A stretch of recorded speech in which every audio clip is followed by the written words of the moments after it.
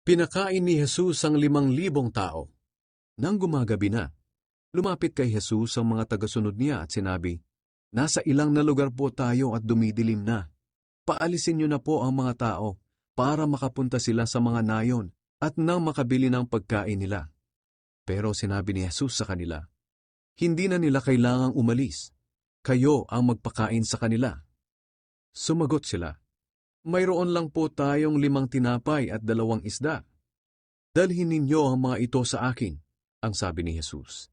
Inutusan niya ang mga tao na maupo sa damuhan. Kinuha niya ang 5 tinapay at 2 isda.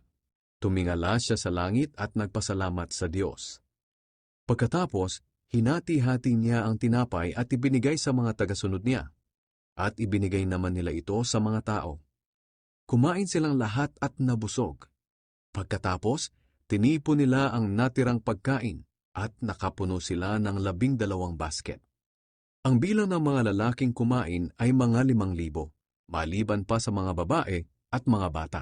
Kahanga-hanga po yung ipinakita sa atin dito ng Panginoong Hesus na kahit kakaunti lang yung isda at tinapay, naparami niya dahil ipinagkatiwala ng mga alagad yung isda na kahit kakaunti, ibinigay nila yung buong tiwala nila sa Panginoong Hesus at ipinakita ng Panginoong Hesus ang napakalaking milagro na kaya niyang paramihin ang kakaunting isda at tinapay.